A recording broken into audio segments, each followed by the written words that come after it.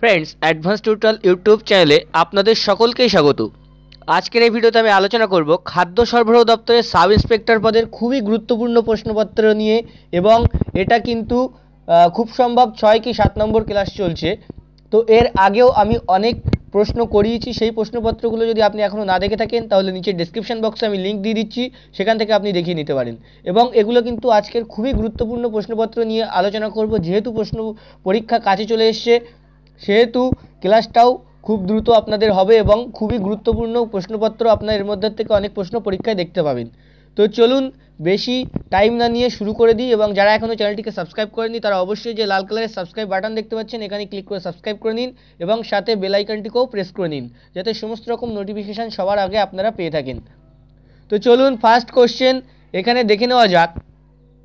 First question হচ্ছে, ভগবান মহাবীরের মৃত্যু হয় কোন স্থানে? Name the place where Lord Mahavir died. এখানে ইংলিশ বাংলা দুটোই আপনারা পাবেন, আপনাদের কোনো টেনশন নেই, সুতরাং আপনারা দুটোতেই অ্যান্সার করতে পারবেন, এবং প্রত্যেকটা অ্যান্সার আপনারা প্রথমে করার চেষ্টা করবেন এবং লাস্টে কমেন্ট বক্সে কমেন্ট করে দেবেন আপনাদের কটা করে অ্যান্সার আপনারা করতে পারলেন। তো ফার্স্ট কোশ্চেন হচ্ছে, name the place where Lord Mahavir died. তো এটার অ্যান্সার হয়ে যাবে পাওয়াপুরীতে লর্ড মহাবীরের মৃত্যু হয় 468 খ্রিস্টপূর্বাব্দে।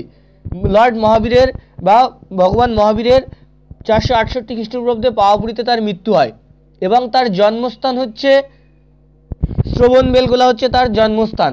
শ্রবণ বেলগোলা হচ্ছে মহাবীরের জন্মস্থান, এবং 540 খ্রিস্টপূর্বাব্দে ভগবান মহাবীর জন্মগ্রহণ করেন।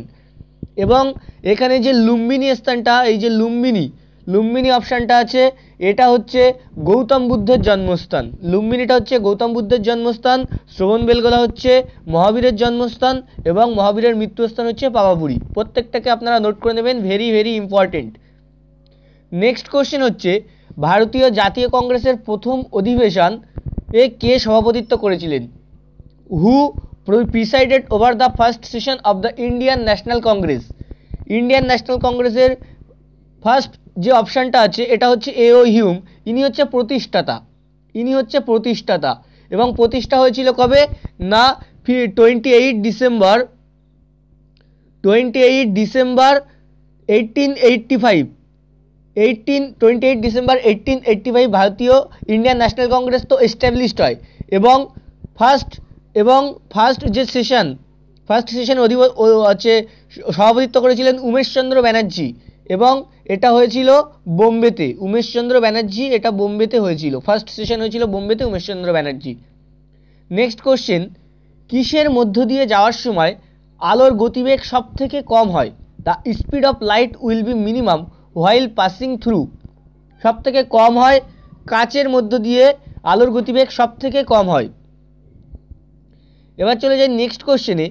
2017-18 বছরের সেরা আন্তর্জাতিক মহিলা ক্রীড়াবিদের সম্মান কে পেলেন? Who is the winner of the best international women cricketer award 2017-18? Very very important question, এবং এখানে স্মৃতি মন্ধনা এটা কারেক্ট অ্যান্সার হয়ে যাবে। স্মৃতি মন্ধনা হচ্ছে সব থেকে আর কি international women cricketer of the year 2017-18। এবার চলে যাই নেক্সট কোশ্চেনে।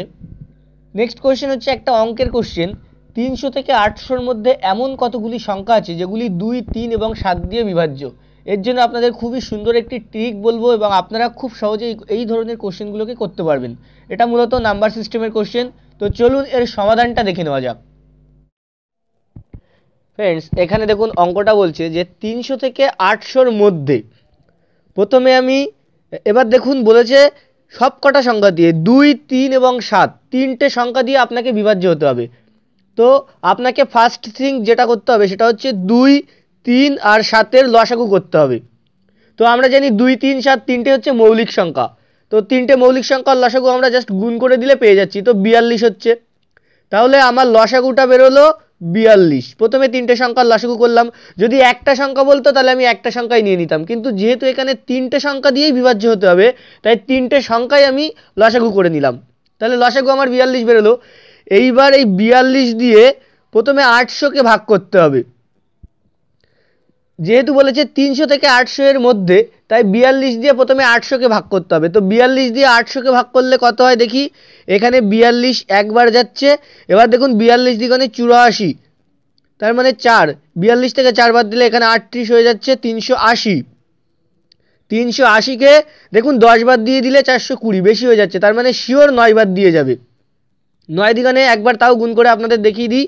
9 দ্বিগুণে 18, 8 হাতে 1, 4 নং 36 আর 1 37, 378। দেখুন সরি ফ্রেন্ড, তো এখানে দেখুন ভাগফল বেরোলো 19। আপনার যে ভাগশেষ এইখানে কোনো কাজ নেই, আপনার ভাগফলটা নিয়েই কাজ। তাহলে ভাগফল বেরোলো 19। এইবার আমাকে এই 42 দিয়ে 300কে ভাগ করতে হবে। যেহেতু 300 এর মধ্যে বলেছে তাই 300কে ভাগ করতে হবে। তো এখানে আপনার 9 দিয়ে গেলে 378 হয়ে যাচ্ছে, তার মানে শিওর এটা 7 দিয়ে যাবে।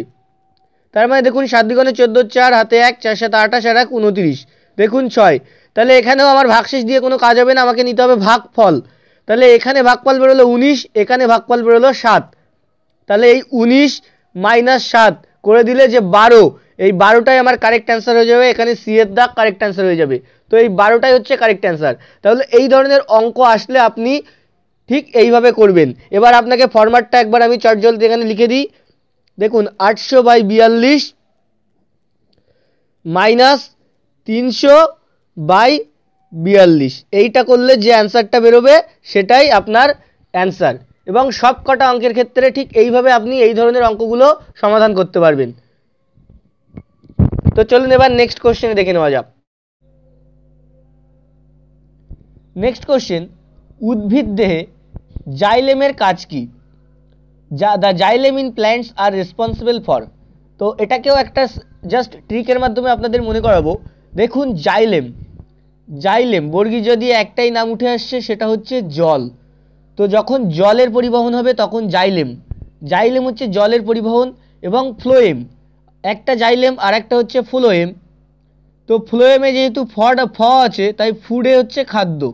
ফ্লোয়েমে যেহেতু ফ আছে তাই ফুডে হচ্ছে খাদ্য। তাহলে যখন জল পরিবহন করবে সেটা জাইলেমের কাজ, এবং যখন খাদ্য পরিবহন করবে সেটা ফ্লোয়েমের কাজ। এইটুকুকে জাস্ট এইভাবে ট্রিকের সাহায্যে মনে রাখবেন। তো এটার অ্যান্সার হয়ে যাবে 6 এর দাগ। নেক্সট কোশ্চেন, আকবর কত সালে জন্মগ্রহণ করেন? Akbar was born in the year. Akbar কত সালে জন্মগ্রহণ করেন? আকবর হচ্ছে 7 দাগ 1542 সালে জন্মগ্রহণ করেন। অক্টোবর 15, আকবর 1542 সালের 15ই অক্টোবর জন্মগ্রহণ করেন এবং তিনি একজন মুঘল সম্রাট ছিলেন, সকলেই জানি। নেক্সট কোশ্চেন, তরাইনের যুদ্ধ পৃথ্বীরাজ চৌহান এবং কার মধ্যে হয়েছিল? দ্য ব্যাটেল অফ তরাইন ওয়াজ ফট বিটুইন পৃথ্বীরাজ চৌহান অ্যান্ড। আমরা জানি যে তরাইনের দুটো যুদ্ধ হয়েছিল, একটা দুটোই পৃথ্বীরাজ চৌহান এবং মোহাম্মদ ঘড়ি। এখানে যে অ্যান্সারটা হবে মোহাম্মদ ঘড়ি। তাহলে পৃথ্বীরাজ চৌহান এবং মোহাম্মদ ঘড়ি তরাইনের দুটো যুদ্ধ হয়েছিল, একটা হয়েছিল 1191, আর একটা হয়েছিল 1192, 1192। ফার্স্টটাতে পৃথ্বীরাজ চৌহান মোহাম্মদ ঘড়িকে পরাজিত করেছিল এবং সেকেন্ডটাতে মোহাম্মদ ঘড়ি পৃথ্বীরাজ চৌহানকে পরাজিত করেছিল। দুটোকেই নোট করে রাখবেন, দুটো ইম্পর্টেন্ট এবং সালটাও ভেরি ভেরি ইম্পর্টেন্ট। তো এবার চলে যাই নেক্সট কোশ্চেনে। নেক্সট কোশ্চেন হচ্ছে একটা এখানে রিজনিংয়ের কোশ্চেন এবং রিজনিংয়ের ব্লাড রিলেশনের কোশ্চেন। যে পরীক্ষাটা এরিথমেটিক এবং জেনারেল নলেজের মধ্যে হলেও দুটো কিছু কিছু কিন্তু রিজনিংয়ের কোশ্চেন কিন্তু দেখতে পাওয়া যাবে। তো সেই হিসেবে একটা রিজনিংয়ের কোশ্চেন আছে এবং এটা ব্লাড রিলেশনের কোশ্চেন। এম হয় পি এর পুত্র, কিউ হয় ও এর নাতনি, জে হয় পি এর স্বামী, এম ও এর কে হয়? তো চলুন এটার সমাধানটা দেখে নেওয়া যাক। ফ্রেন্ডস, এখানে দেখুন বলেছে এম হয় পি এর পুত্র। ব্লাড রিলেশনের ক্ষেত্রে আপনাকে সবসময় একটা জিনিস মাথায় রাখতে হবে, আমি যেভাবে করে থাকি এখানে এই যে বক্সটাকে সবসময় যখন বক্স এটা হচ্ছে ছেলে এবং এই যে গোল দিলে সেটা হচ্ছে মেয়ে হয়ে যাবে। এই দুটো সিম্বল আপনাকে মনে রাখতে হবে। এবার দেখুন এবার আপনাকে আরেকটা জিনিস মনে রাখতে হবে, যখন কোনো মানে ধরো আপনার বললো যে আপনার বাবা, তার মানে কি আপনার বাবা হচ্ছে এইখানে আপনার বাবা হয়ে যাবে, এইখানে আপনি হয়ে যাবেন, কারণ জেনারেশন আপনার থেকে আপনার বাবা বড়, সেহেতু আপনার বাবা উপরে। ঠিক এইভাবে ব্লাড রিলেশনটা করলে আপনার সুবিধা হবে।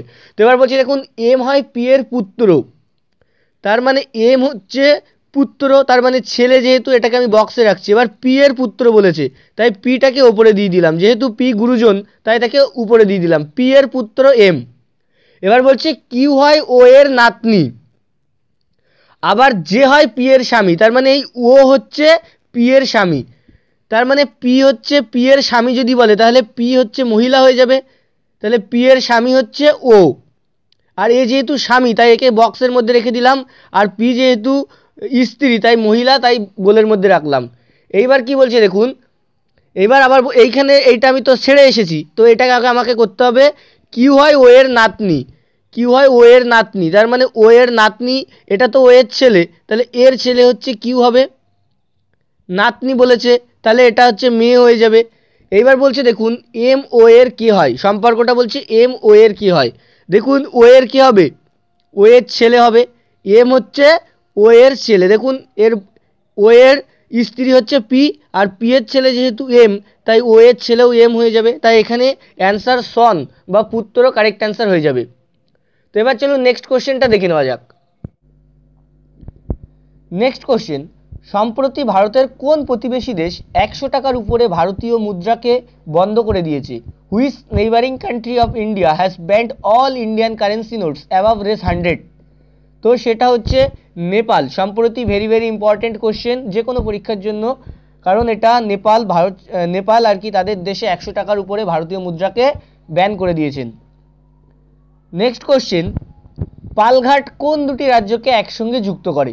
Palghat joins which of the following two state? তো পালঘাট হচ্ছে কেরালা এবং তামিলনাড়ুকে যুক্ত করে, কেরালা অ্যান্ড তামিলনাড়ু এখানে কারেক্ট অ্যান্সার হয়ে যাবে 11 বিয়ের দাগ। নেক্সট কোশ্চেন, যদি কোনো মূলধন 5% হারে 5 বছরের জন্য রাখা হয় তাহলে মূলধন ও সুদের হারের অনুপাত কত হবে?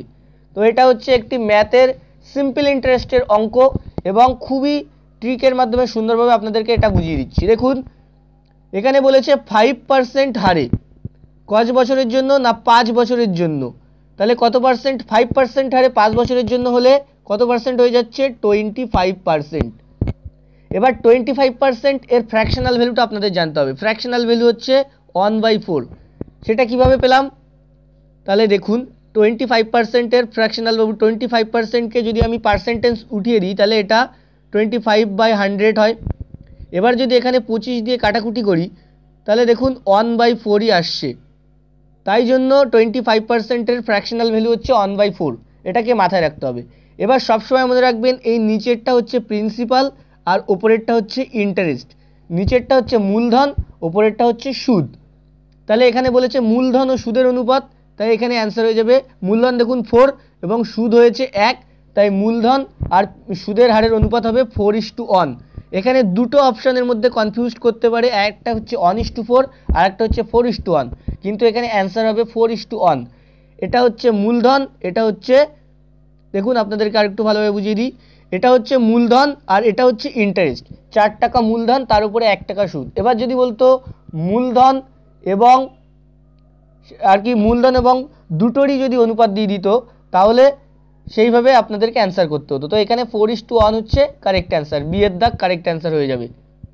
তো এবার চলে যাই নেক্সট কোশ্চেনে। আশা করি আপনারা সবাই খুবই ভালোভাবে বুঝতে পেরেছেন এবং অবশ্যই কিন্তু ভিডিওটিকে লাইক করুন যদি ভালো লেগে থাকে। অবশ্যই এগুলো খুবই গুরুত্বপূর্ণ কোশ্চেন আপনাদের জন্য আমি রেখেছি, অনেক কষ্ট করে এগুলো বানাতে হয়। তো অবশ্যই ভিডিওটি ভালো লেগে থাকলে লাইক করবেন এবং বন্ধুদের সাথে হোয়াটসঅ্যাপ ফেসবুক সব জায়গায় একবার করে একটু শেয়ার করে দিন, ব্যাস। তো এবার চলে আসি নেক্সট কোশ্চেনে, আর্য সমাজের প্রতিষ্ঠাতা কে? দ্য ফাউন্ডার অফ দ্য আর্য সমাজ ওয়াজ দয়ানন্দ সরস্বতী, রাজা রামমোহন রায়, বিবেকানন্দ, এনি বেসান্ত। তো আর্য সমাজের প্রতিষ্ঠাতা হচ্ছে দয়ানন্দ সরস্বতী, স্বামী দয়ানন্দ সরস্বতী আর্য সমাজের প্রতিষ্ঠাতা। এবং এটি কত সালে প্রতিষ্ঠিত হয়েছিল না এটি 10th এপ্রিল 1875, 10th এপ্রিল 1875 এই আর্য সমাজ প্রতিষ্ঠিত হয়েছিল। তাহলে 10th এপ্রিল 1875 স্বামী দয়ানন্দ সরস্বতী আর্য সমাজ প্রতিষ্ঠা করেন। তো এবার চলে যাই নেক্সট কোশ্চেন, ভারতীয় সংবিধানের প্রথম সংশোধনী কোন বছর হয়? In which year the first amendment to the constitution was held?